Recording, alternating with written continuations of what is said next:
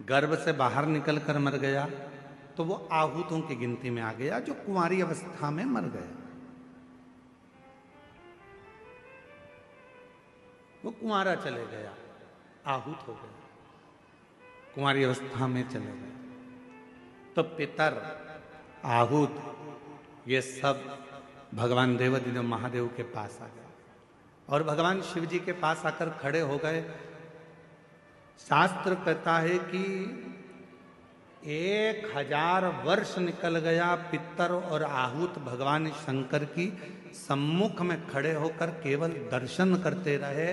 उन्होंने ना कोई मंत्र जपा, ना कोई साधना करी, ना कोई व्रत करा, ना कोई उपास करा, केवल शिव को एक टकी निहारते रहे, केवल बाबा का दर्शन करते रहे, केवल दर्शन।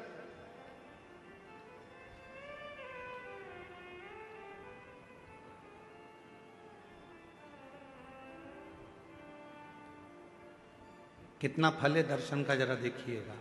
1000 वर्ष तक पितर, आहूत, ये सब शिव जी का दर्शन कर रहे हैं। 1000 वर्ष बोले कुछ नहीं है, ना मंत्र बोला, ना तप करा, ना साधना करी, केवल भगवान का दर्शन किया, खड़े रहे बस भगवान के इंतजार में। भगवान के नेत्र खुलेंगे, बाबा हमको देखेंगे, देखेंगे तब हमें वर देंगे। शिव जी 1000 वर्ष की समाधि में लीन थे और बाबा देवाधिदेव महादेव जब 1000 वर्ष की समाधि में लीन थे, नेत्र खुले नहीं थे।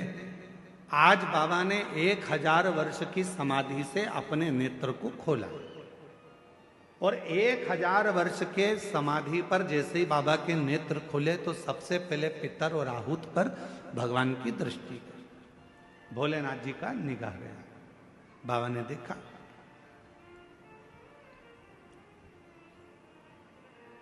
शिव जी ने पितरों को बुलाया, आहूतों को बुलाया और बुलाकर पूछा, क्यों भाई, क्या बात है, तुम यहां खड़े हो, क्या बात है?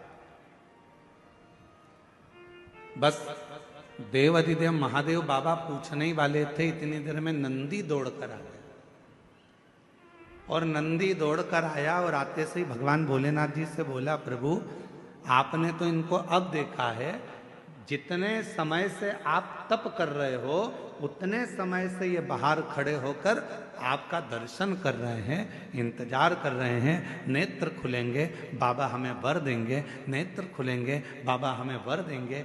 1000 वर्ष इन पितरों को हो गया, 1000 वर्ष इन आहूतों को हो गया, आपका दर्शन कर रहे हैं प्रभु, आप इन्हें वर दे दीजिए। शिव जी ने पितरों से पूछा, तुम क्या चाहते हो, तुम्हें चाहिए क्या? आहूतों से पूछा, तुम्हें क्या चाहिए, तुम बोलो। पितर और आहूत दोनों एक ही बात बोले, प्रभु संसार के लोग श्राद्ध पक्ष में हमको जल देंगे। संसार के लोग जब श्राद्ध आएगा, 16 श्राद्ध 16 दिन के आएंगे, तब ब्राह्मण को भोजन कराएंगे, पिंडदान करेंगे, तर्पण करेंगे, श्राद्ध करेंगे, तर्पण में जल देंगे, तब हमको जल प्राप्त होगा, तब हमको भोजन प्राप्त होगा, तब तक हम भूखे रहेंगे। इसलिए प्रभु एक कृपा कर दो कि ऐसी कोई व्यवस्था कर दो कि घर के लोग, परिवार के लोग, कुटुंब के लोग, कोई भी प्रतिदिन या हफ्ते में एक बार कैसे भी उनके माध्यम से हमें जल प्राप्त हो जाए और हम तृप्त हो जाएं। भगवान देवाधिदेव महादेव ने वर दे दिया पितरों को, आहूतों को। क्यों चिंता करते हो? जब संसार का मनुष्य मेरे शिवलिंग पर जल चढ़ाएगा, वो जल बहकर जब नीचे की ओर आएगा और अशोक सुंदरी से स्पर्श कर कर आगे बढ़ेगा, उसी समय पर आपको वो जल प्राप्त हो जाएगा और सारे पितर और आहूत तृप्त होते चले जाएंगे। वो जल आपको वहां प्राप्त होगा।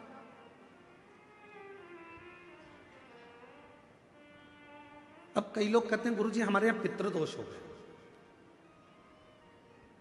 कोई कहते हैं गुरुजी हमारे यहाँ आहूत दोष हो गया, पितृदोष हो गया, हमारे यहाँ ये दोष लग गया, हमारे यहाँ वो दोष लग गया। किसी ने बताया कि हमारे यहाँ कोई टोना कर गया, कोई ने बताया हमारे यहाँ कोई टोटका कर गया, कोई ने बताया हमारे यहाँ कोई ने विद्या कर दी, कोई ने कहा हमारे यहाँ ये हो गया। शिव महापुराण की उमा संहिता कहती है, जो भगवान शंकर को जल चढ़ाता है, जल चढ़ाते समय उसके जितने भी दोष हैं, चाहे पितृ दोष हो, चाहे आहुत दोष हो, चाहे वासुक दोष हो, चाहे काल सर्प दोष हो, जितने भी दोष होते हैं वो सारे दोष अपने आप समाप्त होते चले जाते हैं। और याद रखना, जो भगवान शंकर पर चढ़ा हुआ जल थोड़ा सा झेल कर लेकर आता है और अपने घर के दरवाजे पर छींटता है, दुनिया में किसी की सामर्थ्यता नहीं है कि कोई तुम्हारे ऊपर टोना कर दे या तुम्हारे को तकलीफ दे। किसी की सामर्थ्यता नहीं।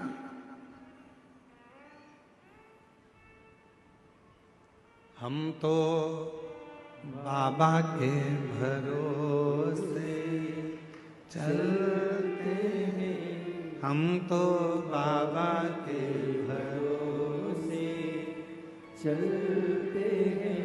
ये दुनिया वाले जलते हैं, ये दुनिया वाले बोलो बोलो जलते हैं। हम तो बाबा के भरोसे चलते हैं, डमरू वाले के भरोसे चलते हैं, काशी वाले के भरोसे चलते हैं, सीहोर वाले के भरोसे चलते हैं, देवघर वाले के भरोसे चलते हैं, डमरू वाले के भरोसे चलते हैं। हम उस पर आश्रित होकर चलें। जब हम पूर्ण आश्रित हो जाएंगे तो वो हमको संभाल। क्या चाहिए मेरे भोले बाबा को?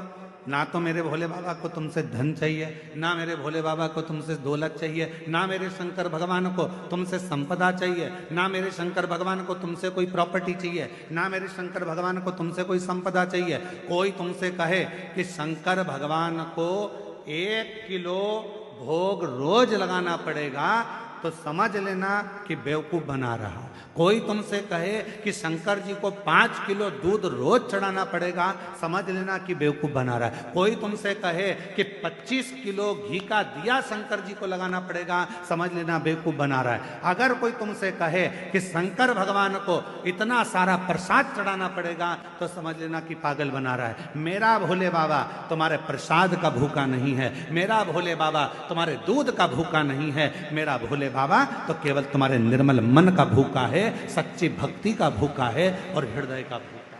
तुम्हारे मन से, तुम भाव से एक चावल का, मात्र एक चावल का दाना यदि शंकर भगवान को समर्पित करते हो, शिव उसको स्वीकार करते हैं। आप 1 लोटा जल शंकर भगवान को समर्पित करते हो, शिव उसको स्वीकार करते हैं। आप 1 चम्मच में से भी आधी चम्मच यदि देसी गाय का, हमारी वेद लक्षणा देसी गाय का यदि दूध आधी चम्मच से भी आधी चम्मच यदि आप शिव को दे रहे हो, शिव स्वीकार कर रहे हैं, फिर आप